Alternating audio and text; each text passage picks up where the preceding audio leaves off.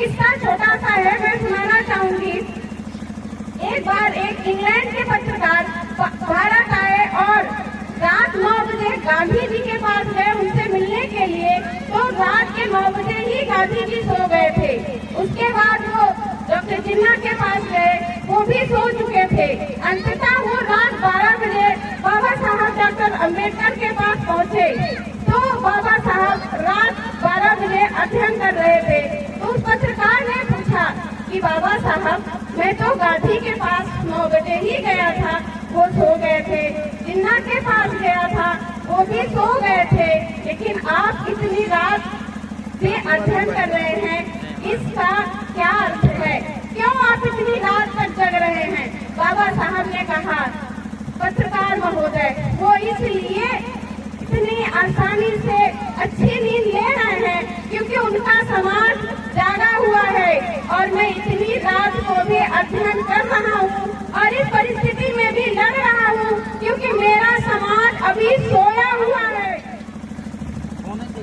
साथ ही भारत देश में नारी के शिक्षा एवं समानता के लिए हमेशा संघर्ष, जीवन पर्यंत संघर्ष करने वाली माता सावित्रीबाई फुले भारत की प्रथम शिक्षिका को मैं कोटि कोटि नमन करते हुए भारत में जन्मे तमाम महापुरुषों को कोटि कोटि नमन करती हूँ। साथ ही मंच पर उपस्थित मंचासीन हमारे बड़े भाई, मार्गदर्शक एवं पिता तुल्य बैठे हुए, सामने बैठी हुई माताएं एवं बहनें, आप सभी को मैं कोटि कोटि नमन करते हुए बहुत बहुत साधुवाद जय भीम करती हूँ। साथियों, बाबा साहब ने कहा था,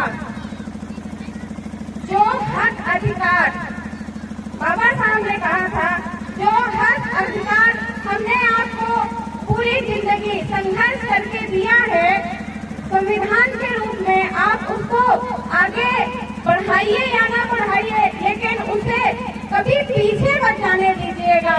लेकिन आज हमारे समाज में वही हो रहा है। शिक्षा के बदौलत भी हमारे समाज में शिक्षा की कमी नहीं है, लेकिन शिक्षित होने के बावजूद भी हमारे समाज के लोग आगे नहीं आना चाहते हैं और इस कारवां को पीछे धकेलने का काम कर रहे हैं। एक किस्सा छोटा सा है, मैं सुनाना चाहूंगी। एक बार एक इंग्लैंड के पत्रकार भारत आए और रात 9 बजे गांधी जी के पास गए उनसे मिलने के लिए। तो रात के 9 बजे ही गांधी जी सो गए थे। उसके बाद वो डॉक्टर जिन्ना के पास गए, वो भी सो चुके थे। अंततः वो रात 12 बजे बाबा साहब डॉक्टर अम्बेडकर के पास पहुंचे। तो बाबा साहब रात 12 बजे अध्ययन कर रहे थे। तो उस पत्रकार ने पूछा कि बाबा साहब, मैं तो गांधी के पास 9 बजे ही गया था, वो सो गए थे। जिन्ना के पास गया था, वो भी सो गए थे, लेकिन आप इतनी रात से अध्ययन कर रहे हैं, इसका क्या अर्थ है? क्यों आप इतनी रात तक जग रहे हैं? बाबा साहब ने कहा, पत्रकार महोदय, वो इसलिए इतनी आसानी से अच्छी नींद ले रहे हैं क्योंकि उनका समाज जागा हुआ है और मैं इतनी रात को भी अध्ययन कर रहा हूँ और इस परिस्थिति में भी लड़ रहा हूँ क्योंकि मेरा समाज अभी सोया हुआ है। साथियों, इतने साल बीत गए, हमें संविधान मिले, समता, स्वतंत्रता और शिक्षा का अधिकार बाबा साहब ने दिया, लेकिन अफसोस इस बात का है कि हमारा समाज तब भी सोया था और अधिकार संविधान मिलने के बाद भी हमारा समाज अब भी सोया है। वो जागने का नाम ही नहीं ले रहा है, पता नहीं किस गहरी नींद में सो रहा है और अपने बच्चों, आने वाली पीढ़ियों को वो फिर से उसी गुलामी में धकेलना चाह रहा है। इसलिए हम चाहेंगे कि आज ये जो कार्यक्रम संविधान दिवस पे लगाया गया है, इसको सुन के आप घर जाके पुनः ना सोकर एक बार गहन चिंतन जरूर करिएगा कि जो संविधान अभी हमारा पूरी तरह से लागू भी नहीं हुआ है, हर घर घर, हर गांव में समानता का अधिकार जो बाबा साहब ने हमें दिया, शिक्षा, स्वतंत्रता का, अभी वो लागू भी नहीं हुआ है और हम निकल पड़े हैं इसको बचाने के लिए। इसका क्या रीजन है और क्यों है? बहुत ज्यादा समय न लेते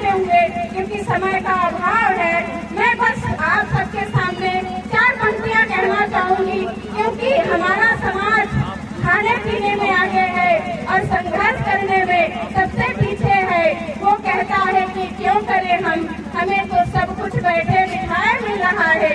तो सिर्फ 4 पंक्तियां कहना चाहूंगी कि इसलिए राह संघर्ष की हम चुने, इसलिए राह संघर्ष की हम चुने।